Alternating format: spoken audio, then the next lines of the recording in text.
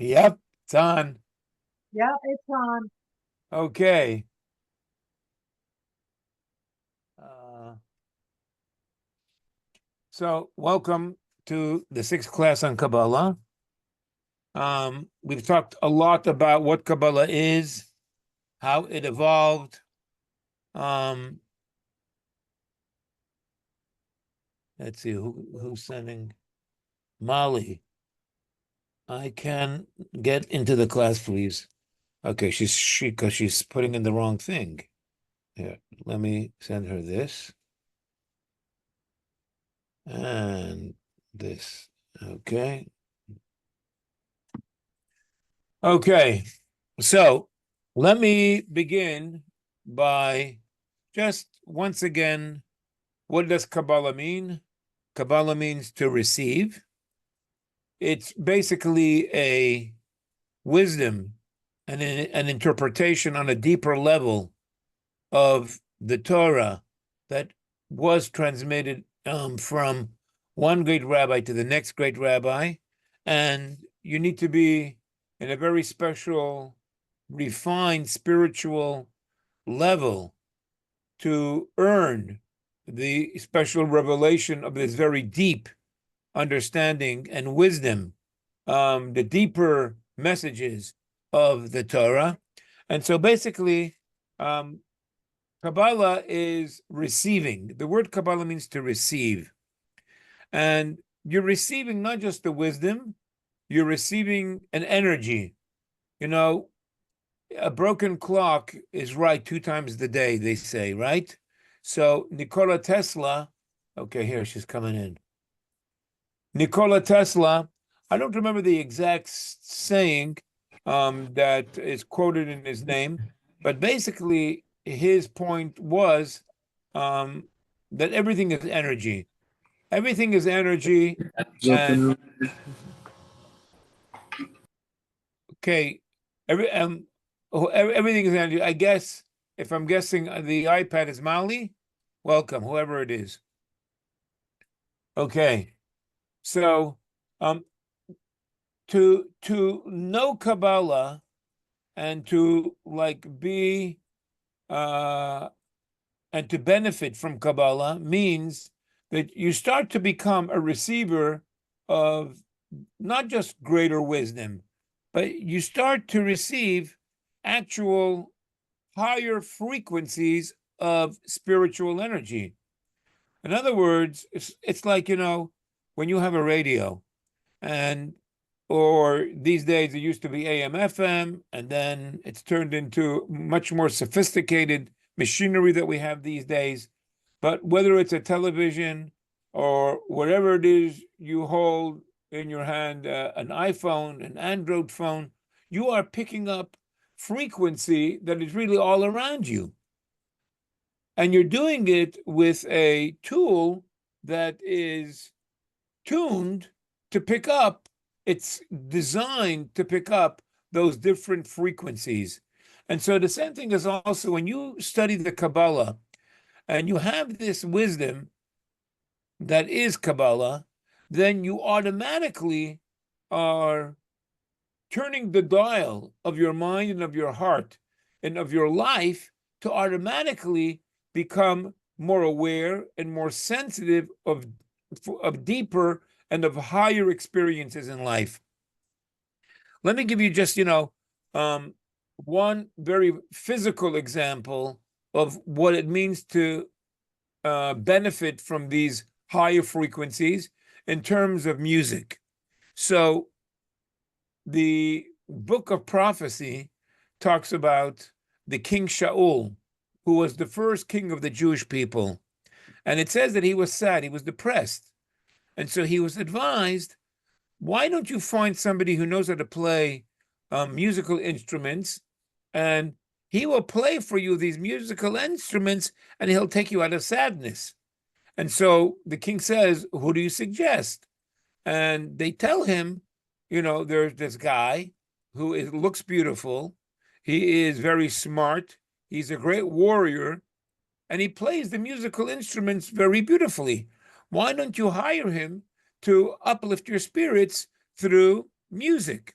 And this is the first time that King Shaul is introduced to King David. At that time, he was still young, and later on, he became the son-in-law of King Shaul. And then Shaul had this great jealousy for King David and wanted to kill him. But that's another story that's later on in time. But in the beginning, Shaul is introduced to the son of Yishai, David, through the music that he's able to play.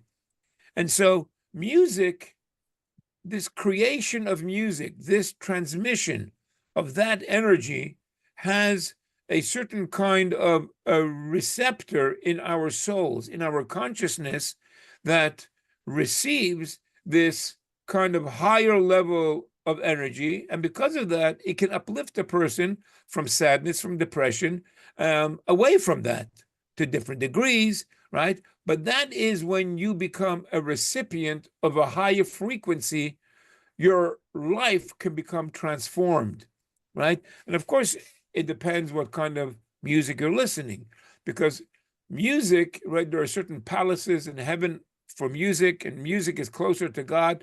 That's why it's able to transfer and transmit more godliness than, for example, things that are on the level of just words. And that's the power of melody. So, there's another passage in the prophets where the prophet Elisha, who was the successor of Elijah, he says, the verse says that whenever he wanted to prophesy, he would call his musicians to play for him the music, and then the Spirit of God would rest upon him. So another example of where music not only lifts a person to joy and happiness, which is actually one of the very important keys and doorways and gateways to becoming a prophet. You have to be happy. Prophecy will never fall upon somebody who's sad and depressed. When somebody's sad and depressed, so then he's in a certain place where he's almost like kicking God away from him. It's written, only strength and joy is in the place of God. So if you don't have joy and strength, then you're not in the place of God.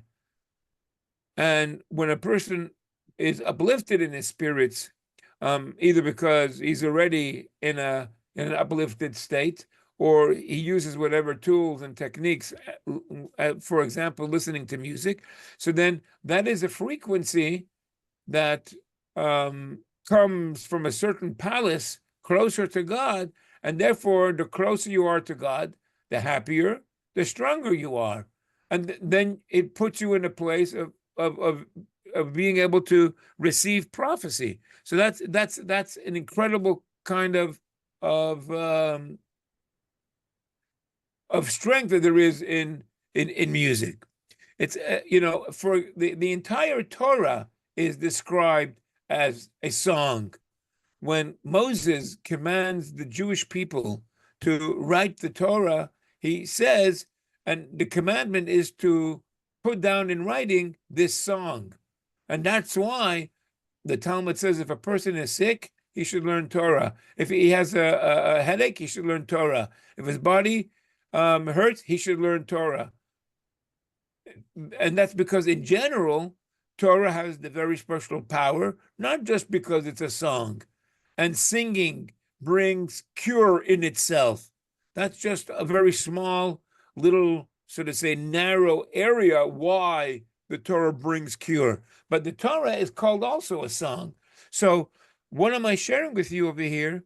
In the spirit and in line with talking about Kabbalah, which is the study and the tool to be a recipient of deeper, of soul energy, in that understanding of what Kabbalah is all about. This helps us appreciate why, for example, song can accomplish so much in a person. It puts them on a higher level, which makes them happy, which makes them strong, which makes them in line to receiving prophecy, which is really what the wisdom of God is transmitted to us is described as being a song in itself. So when you study the Torah at the deepest levels, you are receiving the song of God in the deepest levels to bring about the greatest of upliftedness and the greatest of prophecy, if that's possible to whatever level, and the greatest of strength. I forgot to bring up over here another one, and I think it's going to cancel everything. But I guess we can, should have brought up one more. Okay, anybody have a question on what I'm talking about? While I try to bring up these other things. No question on the song? Yeah, I have a question, Rabbi. The music, and I love classical music, but very few of the classical musicians are Jewish. However, like Beethoven, when my father was sick and his brain was not working right anymore, I put on Beethoven's Moonlight Sonata, and he was exalted to another level, and he said to me, "Is that Chazunish music?" I said, "No." But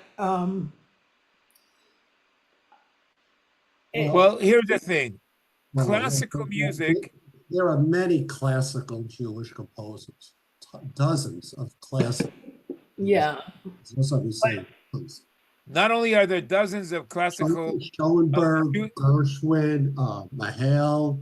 I mean, I could recite it. Mahler, I know there are Jewish ones, Lavery. but that wasn't my question. But there are tons of composers that are in classical music that are Jewish. Okay, so number one, you got to be very careful when you listen to classical music, because many of the classical musicians, you know, they say about Bach, Johann Sebastian Bach, but I forget what they call him. I think they call him the Bible of music or something like that, because I think many, if not most, of his compositions were made for the church. So, you know, you got to be careful.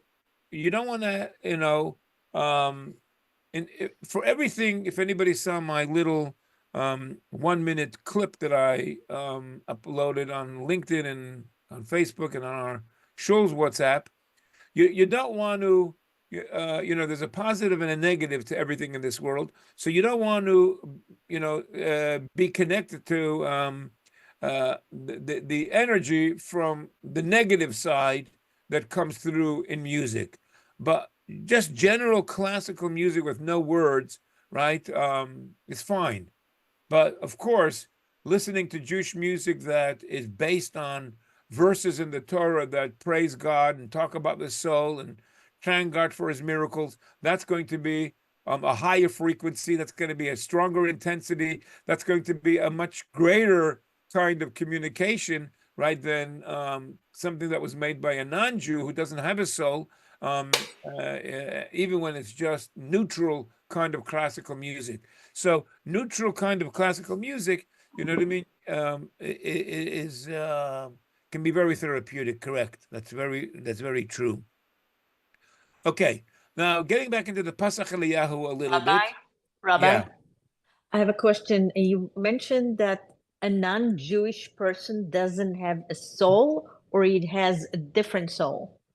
He does not have, in the true definition of the word, he does not have a soul. He has a spark of God that keeps him alive, like everything in the world. Everything in the world has godliness and a spark of godliness in him or her or whatever it is. But a soul, in the true accurate definition of soul, a non-Jew does not have it. Absolutely not. Only a Jew has this portion of God, this true portion of God within themselves. Now, that doesn't mean, let me make it very clear, that doesn't mean that they're at least superficial An outward appearance is not designed in the image of God. It certainly is, just like Jews are, right? And that doesn't mean that you need to treat them any less than a Jew. That is forbidden by Jewish law. You're not allowed to trick and cheat a non-Jew, and we have to be kind and hospitable to them like any other human being, right? But is there a difference between a Jew and a non-Jew? Absolutely there is. If there wasn't, then what's the whole big deal about being Jewish? What's the whole big deal of being the ones that were chosen by God to receive the Torah? What's the whole big deal that God took us out of Egypt? What's the whole big deal that everybody hates us? What's the whole big deal that Jewish people excel, right, non-proportionately to everybody else in the world? Talking about music, an incredible amount of people who are in the field of music are Jewish, disproportionate to the percentage of Jews that there are in the world. Same as in medicine, the same as in law, right, and same as in science. There's clearly something which is essentially better, and that's the way it is in a Jew over anybody else. That's exactly what makes us listen. A Rolls Royce is a Rolls Royce. Now, if the person who's driving a Toyota doesn't like that, I mean, either work harder and become a Rolls Royce, but it's not factual, right? And it's not the way it is. A Rolls Royce is a Rolls Royce. That's just the way it is. And so, a Jew is a Jew, but that doesn't mean that the person who is driving the Rolls Royce has a right to in any way look down and treat the person who is driving the Toyota in any less of a way. The person who was lucky enough to be able to afford and buy and have a Rolls Royce should be very proud of that fact and in no way downplay it because there are people around him who can't afford it or don't have it. Yes, Yaakov. I was going to ask you something. What about the, what's it called? The Gersetic, the honorable convert? If the convert converted properly according to halacha, then they are 100% Jewish, like any other Jew.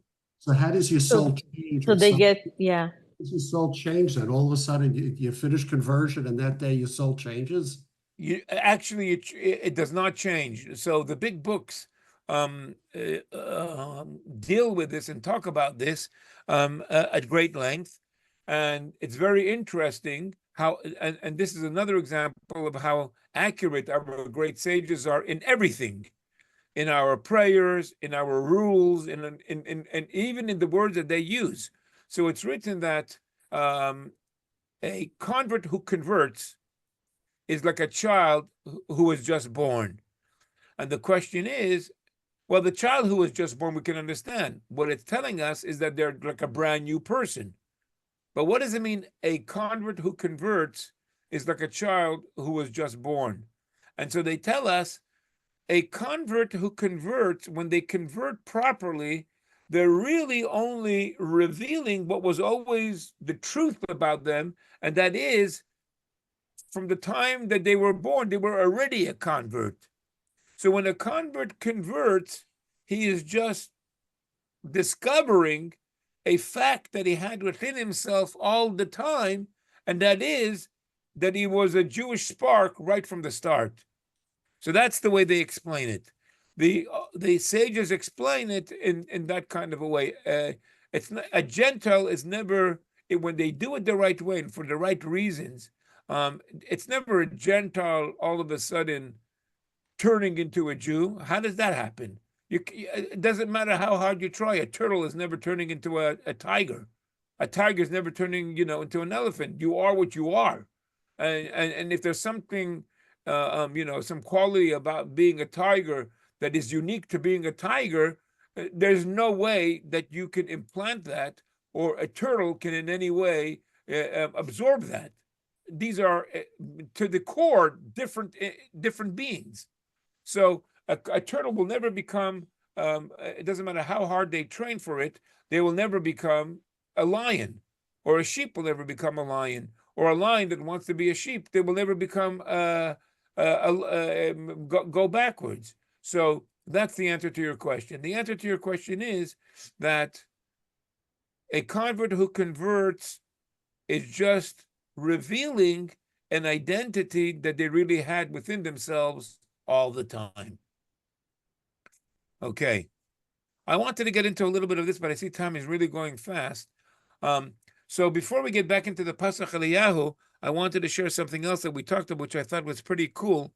And that is, if you see here on the screen, I brought up the wrong picture, but anyways, maybe you'll remember from last week or imagine in your mind, right, that this is the head of a person, represented by the head of the person. And this is the torso, the bottom part, the part of action, the right hand, the left hand, the right foot, the left foot, the torso, the recreative, procreative parts of the body. Okay, so the top part of the body, the wisdom part of the body, which we're learning in Patach Eliyahu, is 3 elements. There is the chachma, the wisdom, there is the bina, that is the understanding, and there's the das, the knowledge. Let me not get into that in any depth right now. First, let me talk about, and these give birth to the 7 emotive dimensions of a person. A person has 7 emotive dimensions.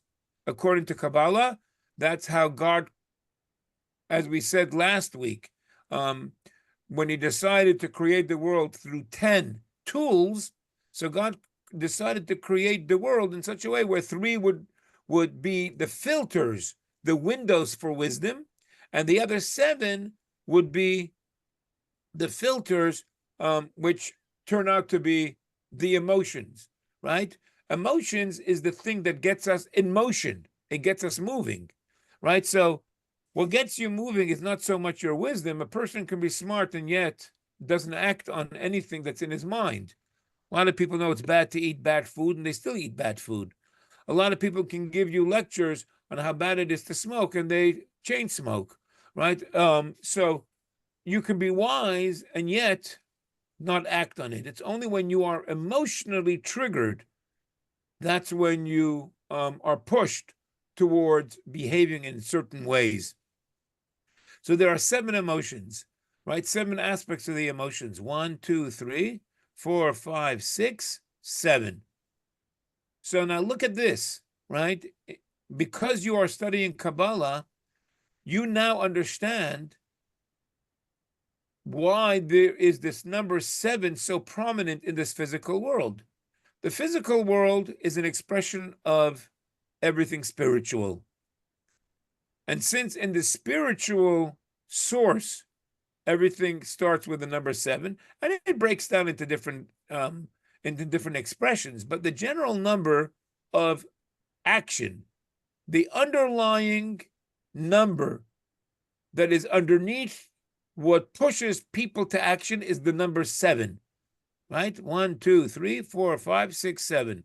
So therefore, it's explained, and therefore we see that there are patterns of 7 in the world that we see in many different ways, right? Where do we see the number 7? There's seven colors in the rainbow. There are Right. 7. There are 7 notes. There are 7 notes. Let me get into the 7 notes. There are 7, right, continents. There are 7 7 C's. 7 seas. There are 7 visible until the telescope was brought out. There are 7 visible planets. So the number 7 is, I'm not going to go through all the number 7s. If you come up with more 7s, right? But when we talk about 7 days to the week and we talk about 7 years to the sabbatical, right? All of these number 7s come out from the fact that that the underlying, so to say, source that creates everything is an expression of 7. That's why you find the 7 in so many different important fundamental places of the universe. Now, I'm getting a block. Oh man, I feel embarrassed to say. Mrs. iPad, what's your name again? Molly. Molly. Okay, yeah, Molly. So Molly just said, right, there are 7 notes. The truth of the matter is, I'm not big into music these days. When I was younger, I played the violin for a while. I don't even know if I know how to hold the violin in the right way. If I held one up these days, it's been so long since I did hold one up and play it. But anyway, but in music, the truth is, right, there are 7 notes, but what do we say? There is an octave of 8. The 8th note, in truth, right, it starts with C, or do, re, mi, fa, so, la, si, Do. do. Okay. Okay. Or we start with C and we go through the 7 notes, and then the 8th C is what? It's the double frequency of the first C, right? So that's the way in music it's been designed, that there are these 7 essential notes. Then the last one is the double of the first one. So really it turns out to be 8. But if you are familiar in any way at all, right, with the number 7 versus the number 8, it fits very much into the picture. Why? Because, for example, there are 7 days in which God created the world, right? 7 is the essential number and expression of creation. But 8 represents the level which is higher, not double as much. That's like of the earlier 7. Where do we see it, for example, in Jewish practice? The 8th day is when a boy is circumcised. And that's a covenant with God, which is done not like the Arabs. The Arabs circumcise themselves when the kids are 13. They're already a little bit more mature. So it's a connection that is somewhat rational and logical. But we connect with God on a supra-rational level, right? 7 is nature. 8 is the level which is double as much. It's that level that's higher. It's written that the harp of King David was 7 strings, but the harp of Mashiach will be of 8 strings. So what do we see in music? What did we talk about a minute ago? That music was higher than words, and music is the way the Torah is described, because the communication between God and us is a communication in a certain form of music that we are receiving when we learn the Torah. And so we see that this number 8 is a number that represents in our covenant, bringing a child into the covenant of God. He is connected to the number 8. The 8 represents the strings of Mashiach, right? The harp of Mashiach will have 8 strings, right? So that's, in other words, that's going to be such a high level, right? It's number 8. 8 represents always the higher level, right? So when we have the holiday of Sukkot, which is 7 days, the 8th day is Shmini Atzeres, the 8th day, and that's a very special day that God says it's a level that me and you are one. We are united on this high level. It's no more fragmentations of the whole 7 days where we thought about the different people of the world, right? This is a very special, intense and singularity and focused unity between the one you and the one me, right? So number 8 is very, very high. So that when we talk about music, right, it's incredible. This tool, this facet of the universe, which is a frequency like everything else is, as we started out talking about the Sky Tesla, saying it's all just frequency, vibration. That's really what everything is about. And if you can elevate yourself and receive a higher frequency and vibration, your life will be uplifted. So in music, the expression is not just in the 7 notes, but in the 8, which is an octave, right? The world itself has six sides, and the one in the middle, which is 7. The universe is 7, right? There's 1, 2, 3, 4, 5, 6, and the one in the middle is 7. It's actually the Magen David is like that. When you make a Magen David, right, there are 6 openings, and then there's the middle, which is 7, right? So that represents the entire kind of spectrum of nature. But then 8 is something which is even higher. And so let me see if I can do this quickly. It's also, Rabbi, Yeah, like the infinity, which is an 8, the other reverse. correct. That's right. Infinity on its lying down is the symbol for infinity, but I don't know, if that's a Greek symbol or where that comes from. What I'm talking about is concepts that are all straight from the Torah, right? The number 7, the number 8, which is represented, for example, like I said, in the 8 days for the circumcision, the 8th day of Shmini Atzeres, the 8 strings of the Kinor of Mashiach. So you clearly see that 8, right, is a higher number, much higher number. It always represents not just one step further, but it's a much higher number than the 7 before it, right? And therefore, it's no wonder that in music, right, an octave is 8. But I don't know how much time to spend on this because I see the time is really clicking away. When you look at a piano, how many keys are there? 88. There's 88 keys on a piano. Okay, you have a piano. You're sitting in front of a piano there right now, Yocheved? No, yeah, you're muted. Okay, And I'm so not sitting in front of a piano, but I just know how many keys are on a piano. 88. Yeah. Okay, I'm unfortunately, I'd love to go on with this subject and talk more about the incredible, so to say, spiritual aspect of the number 8 and music. And when we start the Az Yashir Moshe is the song that the Jewish people sang when they came out of Egypt and went through the Red Sea. The first word of that song, music, starts with the word Az. Az is the numerical value at 1 and a 7. You have the 1 over the 7, like the 8 notes. But it's not 8. It's a 7 and a 1.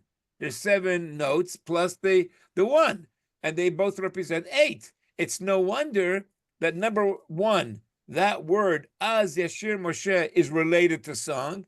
And number 2, it's related to Mashiach. Because our sages tell us, why would Moses sing a song in the future tense? Then Moshe Rabbeinu will sing. Why is it in the future tense? And our sages tell it because this word Az is hinting to us and telling us that there is yet going to be a time that Moshe Rabbeinu's soul will be resurrected. He will come back again and sing with us, the Jewish people, all the different songs of thanks and of expression for the miracles. So look at that. One little word. I mean, it's mind-blowing, and I could spend 10 hours going on with all these kind of examples. But what you see from this is a lot of things. Number one, how powerful our words are in the Bible and what we say in our prayers. There is so much science, spiritual science, and depth and connection to these incredible uplifted energies. When you sing this song every single day, our sages tell us, so then you put yourself as if you truly mean it, like you just came through the Red Sea, there's tremendous benefit that the person will receive because of that way of singing this song. So look how powerful it is. And it's expressed in the 1 and the 7, the 1 over the 7, right, which is 8, hinting to the coming of Mashiach, which is 8, all coming out of singing a song. That's unbelievable. Anyways, okay. I was going to say more about this thing over here, but maybe in shul or some other time. This is fantastic. This whole number 91, the way it comes out of the merging of two names of God. When you merge the name of God, these two names, this is the way it's written. This is the way it's pronounced. It comes to the numerical value of 91, which is the same numerical value of the word Amen. Amen, which we talked about earlier. I'm just going to touch on it. The Amen, right, is 91. When you have the word Amen, it's an Aleph, 1, a Mem, which is 40, and Nun, which is 50, right? Look right over here. Aleph is 1, Mem is 40, and Nun is 50. What's 50 plus 40? 90 plus 1, 91. Amen is 91. 91 is the same numerical value as these two names of God. Let me tell you something else that's very cool, and that's it, okay, for the cool stuff. And then we got to get into something at least where it's boring and it's from the text. Here's this Rabbi? other, hold on, Mali. Listen to this other cool thing. The word malach, angel, is, what do you think the numerical value of the word malach is? Let's go work it out. 40, 30 is 70. Aleph is Echad. It's 91. It's 91. You got the Wow. mem, which is 40, the lamed, which is 30, ma, that's 70, the aleph, malach, aleph, 1, so that's 71, malach, and a chaf, and the 20, it's 91. So when you say amen, and you answer amen to a bracha, that's why it's so powerful. It's actually written, the people who answer amen, tzigazund, the people who answer amen, I can say something about tzigazund too on numerical value, but okay, forget it. Labriut. Okay, labriut. So Thank you. Tida. it's written in the Talmud that when you answer amen, it's even greater power than the person who said the blessing. You know why? Because when you answer amen and you're plugging into the number 91, you're creating the angel that will bring the blessing to God. So the possibility for the blessing to reach God in its most potent, the most possible way is only and through, it's both true, the person who can answer Amen to a bracha. And that's why there's been a lot of people, great sages, who always made an incredible effort. Remind me on Shabbos, I'll tell you a story, an incredible story about that came to my mind right now. Okay, of a guy that would never accept saying a bracha without having somebody answer amen to it, and there was this incredible miracle that happened. But anyway, so what we're getting out of what I'm sharing with you tonight, right, is this incredible spiritual energy in the number 7 and 8, which is even higher than that, and which is connected to the octave of musical notes, which is expressed in the merging of these two names of God, which equal 91. These two names of God, which are 8 letters, it's really 7 and 1, but it's 8 letters. Let's not get too complicated. It's 8 letters, right, which equals 91. And 91 is the numerical value of Amen and a malach, right? But you see from what I'm sharing with you an incredible amount of information, which in itself could be entire classes on their own. But that's why we have the recording for you to listen to this again. But the point that I'm trying to cram in tonight is that Kabbalah and the study of these deeper spiritual dimensions inside the words of the Torah and the commandments of the Torah and the design of our prayers are tremendous. This is the tool that is connecting you with those spiritual dimensions. This, when we talk about Kabbalah, which is to receive, to be a receiver of these frequencies, of these deeper and higher dimensions, your study and your faith in the great sages who designed these things for these incredible, deeper and elevated reason are all ways that you are becoming connected to these positive, so to say, outcomes that were intended through these designs. Okay, Mali, what's your quick question? Oh, it wasn't a question. I'm just saying also Tehillim 91 Sadiq Aleph is like one of the prominent Tehillim that we ask for protection. Correct. That's right. Yosher B'Seis Elyon. It's one of those psalms that have been strongly advised to be said, these days, for people who have a fear or a scare, they should say Psalm 91. Correct. Okay, let's get on a little bit over here with in the few minutes that we have left. Okay, anybody have any questions on what I said until now? I'm so excited when I think about these things again. It makes, to me, my personal feeling, when I'm thinking about these things, when I say Amen, I get excited. I know I'm not just saying letters. I know that there is energy behind this. There is some very real pieces that are being put together and designed in enunciating these letters. There is like a thrust that is triggered by saying Amen. There is the creation of an angel. That is connected to the one who made the blessing. I mean, it's like big things are happening. It's not just Amen. No, it's you push the button to big things, when you do these things. When you're studying the Torah and you realize that it's a song that you're connecting, to God. I mean, this is like big things. Okay. Okay, this is what we said the last time. Okay, let me just read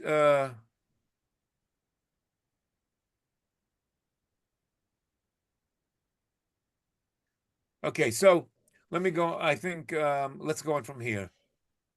So we spoke about these 10 sfirot, right? Which you saw the picture that I put up before. I just want to take, I don't want to take up more space here and then confuse everything. Okay. No, not let. So there are actually 11 spherot. No, there are 10. I mean, the Keter is not. The Keter, it depends how you count things, but the Keter is not really a sephira. Okay, let's see if we're going to get into that tonight. Hold on. And another thing that they're steal from us is the Indian, where they have the seven chakra. Okay, I don't know who steals from who, but that's not my business. But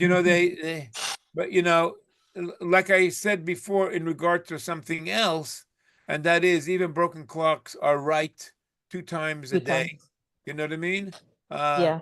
We are lucky, and we are lucky that what we believe in has very strong foundation to it. It's not things that one individual, comes up with, and so why should I believe what they're telling me? What we're talking about, right, are things that are based always on the 5 books of Moses, which all Jewish people witnessed God giving to us. So it's not an individual who had a dream or had an elevated experience, right? The foundation for everything that we believe in and what we practice is extremely powerful. Okay. He who binds them, these sfirot together, and unifies them to yourself, and inasmuch as you are within them, anyone who separates one from the other is regarded as having caused a separation in you and your absolute unity. Okay, last week we spoke about the 10 sfirot are filters that God created through which to shine and make a finite world. If there weren't these 10 filters, if there weren't these 10 holes, so to say, through which God that God, so to say, puts a limit to himself, the water would be too overwhelming to the recipients. It'd just blow everybody away. Therefore, God had to create 10 spigots so that we can put our cup and not get blown away by his intensity and force, and fill up cups that we can enjoy the experience of God. But God is entirely inside these filters. There is no separation between these filters and God himself. They are in truth one with God himself. So, like, for example, we talked about having cups made of ice. And bigger cups of ice or smaller cups of ice, or let's say we put a different color in the ice. But when it comes down to it, the water inside the cup of ice and the cup of ice itself are really all the same. But if God just poured his own level of water into anywhere, it would have never given a place and room for anything to be created. So the 10 filters, or these 10 spigots, or these 10 tools, or whatever way helps you imagine what these things are. And the truth is, you will never understand what they are because they're spiritual. They're beyond our imagination. But we're anthropomorphizing these things just so that we can somehow kind of relate to it. These 10 spheres, right, they are unified with God, and they always have the entire expression of God in every single one of these 10 filters. Now, these 10 spheres are arranged in a special order of 3 columns. That's where we look at our picture. There is the right column, which is said to be long, because it represents love and kindness. And love and kindness is an expressive emotion. It's one that is always expressing itself and extending itself. So therefore, it's always described in Kabbalah as being arich anpin, the long faces, because that represents the expansive, the ones that are always flowing. That's the right side. Chesed, Netzach, right? Chachma. Then there is the left side. The left column is said to be short. So whenever you see that it's described as being short, that's because it represents judgment and the power of restraint and withdrawal. God he's not long and he's not short. He's not tall, right? But when we use these expressions in the Torah, like you're going to see later on if we get to it, right? Where we talk about God has an ear or an eye. We know that the way to be able to receive, vision, it's through our eyes. We know. So whatever it takes for you to understand that God has that faculty, we're therefore saying God's eyes. But God doesn't have an eye. God doesn't have an ear. He's not limited to the range of the ear or limited to the range of the eye. The same thing is also when we're talking about the long aspects of God or the short aspects of God, we're talking about the way they work. Because judgment is a power of restraint, right? Whenever you cast judgment on another person, right, that's why it's not healthy in a relationship to always be judging somebody else. You're putting up a boundary between yourself and the other person, and you're putting a boundary on the other person's character, right? You're judging them to be what you decided, and so you're putting a restraint on it. And then you have the middle column, or the trunk, which is said to be intermediate, because it represents your mercy, which is the perfect harmony of love and restraint. That's the way we describe this tree of life. This expression of God's image is expressed in the books of Kabbalah as being the right side long, the left side short, and the middle as being the in-between, the balance. And that's necessary because if there was only the long side of God, then God would be kind to everybody. And he would be kind to the wicked. And he would be kind to those that need to be disciplined. And in the long run, that wouldn't be a blessing. If God was always exercising his judgment and power of restraint and withdrawal, that would be extremely limiting, right? A person is bad. He made a mistake. Oh, all of a sudden, let's punish him. Let's judge him. Let's, but the world wouldn't survive with just the judgment aspect. So when we come to this other filter that God created, and that is the intermediate, the middle, that is where we find the balance between kindness, which in its nature is long, and judgment and restraint, which in its nature is short. It is balanced, and it's, so to say, it's merged in such a way where it's helpful to the world in the middle, which is called Tiferes. Because it represents your mercy, the perfect harmony of love and restraint, in this way the 10 spheres are conduits through which you regulate your interaction with human beings according to their deeds. Okay, that's all the commentary. On with the Patach Eliyahu, which in our first class we talked about how powerful it is to read this, even when you're just bored. This is the actual text of the Patach Eliyahu. It is you alone who directs them. There is no power that directs you, neither above nor below, nor from any direction. What is this part that Elijah is teaching Rabbi Shimon Bar Yochai, and to us that we are reading it right now? The 10 spheros are depicted in an anthropomorphic array. We pointed that out, and don't get fooled and tricked by that. The highest sephira, Keter, crown or cranium. So here we have crown or the cranium being included in the sphirot.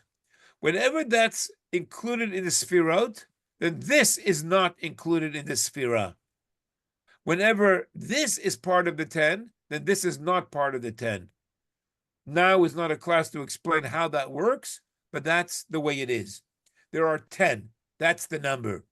And when we include this cranium, right, in other words, what protects the inside and what produces hair, right? So whenever we consider this as being one, which it is in this commentary, the highest sphira, the highest of the 10 is the crown or the cranium, followed by wisdom and bina, understanding. These are referred to as moichin, the mentalities, or two hemisphere of the brain. So everything is 100%, there is 10. 100% that it's divided by 3 at the top, which is the intellectual faculties, and the 7 at the bottom, which is the emotional faculties. We just now went through the 3 which are related to the intellectual faculties.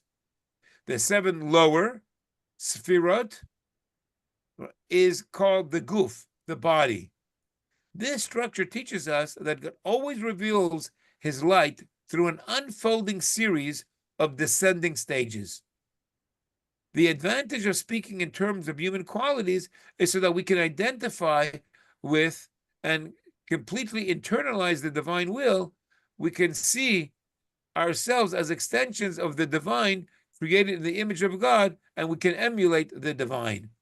By looking at these 10 different sphirot through the prism, through the picture of a human body, which is not inaccurate, because when it says that God created us in his image, so that's really a physical expression of something spiritual. Let's say, for example, I have an order of hierarchy in my mind about something or a couple of people. And then what do? I put, let's say, marbles on a board, and I put one on top of the other, and I put certain sizes to each of the marbles.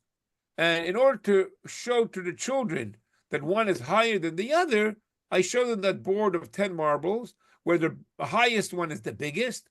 And as it goes down the board, the marbles get smaller and smaller. So the children should understand these 10 people, one is very big and very high up. And then he teaches marble number 2, who then teaches number 3, and who teaches finally marble number 10. Now, I just want the little children to be able to understand that in some form, these 10 scholars have a hierarchy or an authority kind of a hierarchy. But in actuality, these 10 people don't sit on top of each other, and one is not fatter or skinnier than the other. But it's a way so that they could be able to relate to the idea. How could 10 people be, one on top of the other, one higher than the other? So I give them an example through the marbles. The same thing is also when we say that we are created in the image and form of God. And so we have a head on the top, and we have a right hand and a left hand, and the torso, the body in the between, right? And the 2 feet, the right and the left. So it's a little bit of a human anthropomorphism to be able to understand that when God expressed himself through these 10 filters, it started out first with wisdom and whatever wisdom is made of. And through the wisdom and from the wisdom came the emotional aspects. And that's a healthy way for things to travel. So people who operate, let's say, only on emotions, they do things only because it feels right, it feels good, but they don't apply their mind to things. Well, it's probably not going to be right because you're not receiving from the highest place to be connected to the deepest of good. If you're only working by your emotions, you're not working with a full deck of cards. You're missing out something, a dimension which would get you to a better place if you connected and had access to what's higher up. If a person only works and operates through their mind, through the intellectual faculties, but never takes it to express itself in the emotional side of things, that would be like a person who has a head but no body. It's not going to get you places. You're going to be lacking and missing out on some aspect of wholesomeness. So we are created in the form and image of God. What that means is that our physical body represents the entire spectrum that makes for a healthy world and for a healthy entire spectrum of revelation out of godliness. And to be and when we relate to God by using this metaphor, so it helps us appreciate the importance of using all our faculties, because this is the way God created the world. God created the world.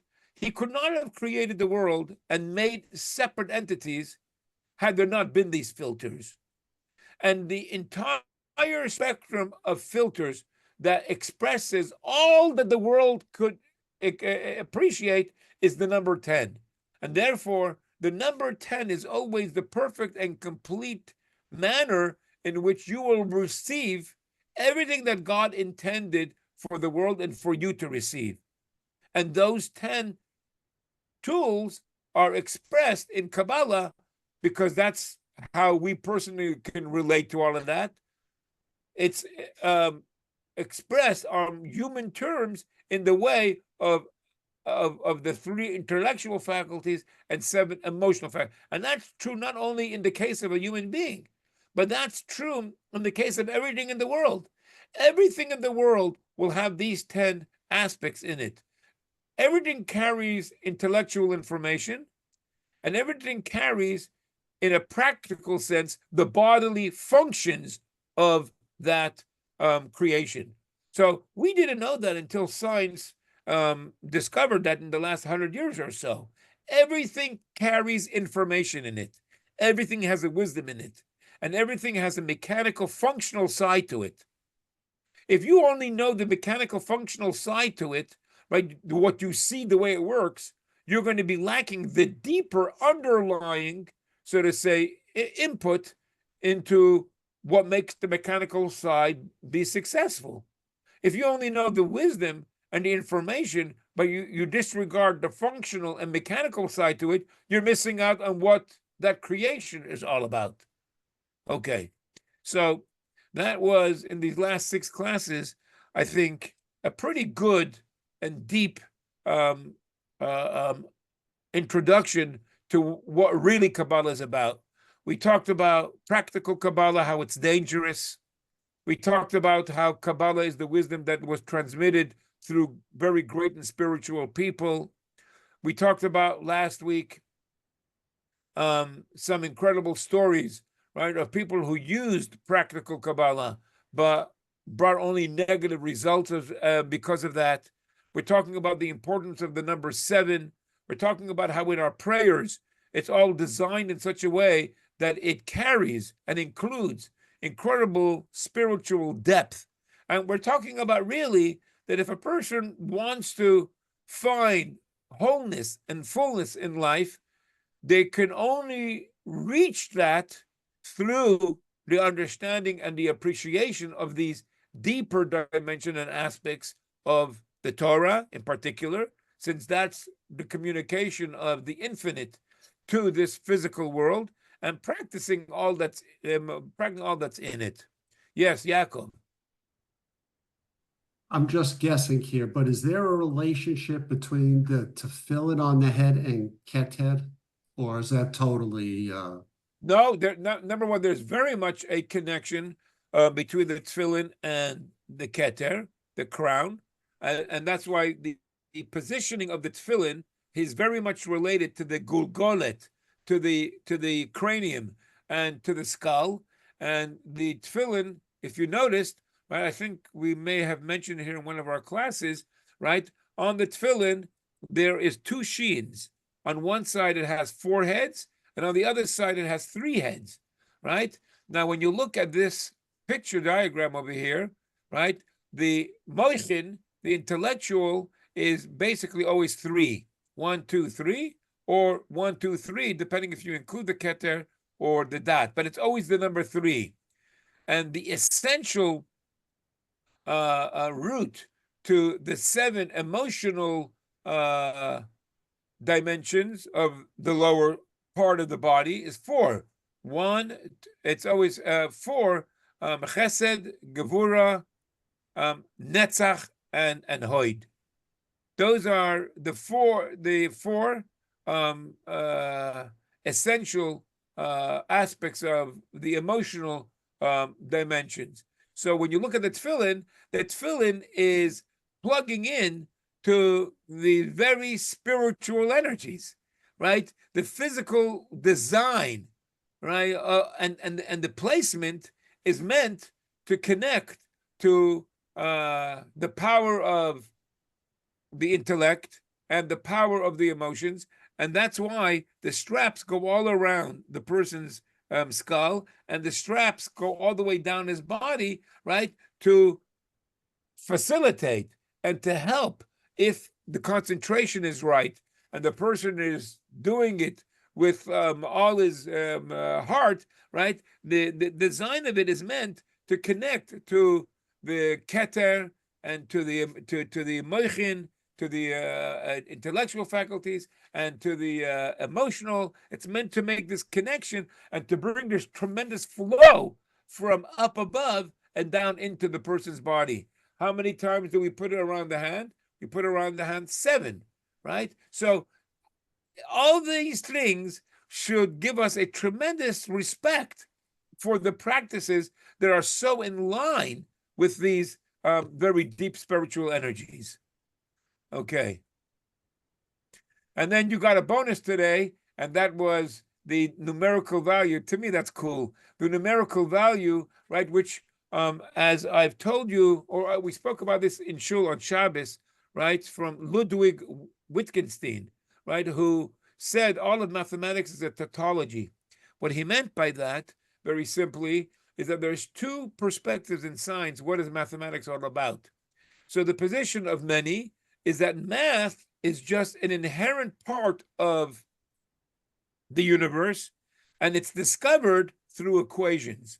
Then there's the other scientists who say math is something which is totally outside of the universe, and it's a tool that helps us make sense of the universe.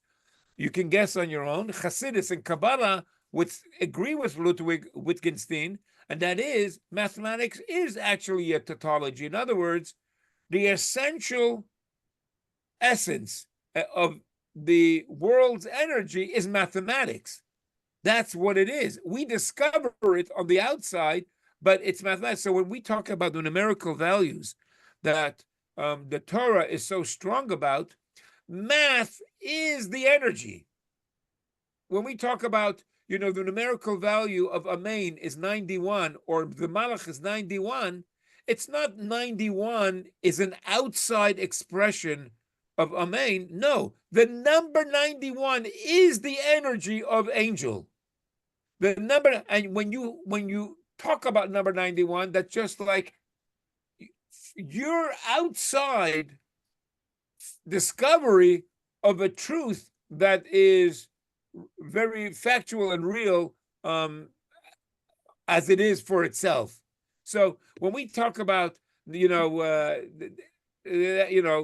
you answer Amen, and it's the numerical value of 91, which is the same as a Malach, and that's why the Talmud goes. I see a whole picture coming together from a statement in the Talmud that you have to just accept by faith, but then all of a sudden you hear what the Kabbalah says about the Amen and the 91 and the Malach and the statement of the Talmud. You see the tremendous depth and whole picture that comes together in all these things. Anyways, I hope it was an exciting journey these last few classes, as it was for me, and that it opened up your minds and got you excited about being Jewish and practicing Judaism and doing as much as you could, because that is the way that you connect, the only way that is a true connection with the underlying energy and spirit of godliness that's in the world. Then you become a true Kabbalist, a true recipient and receiver of all these elevated energies. Any last word for tonight?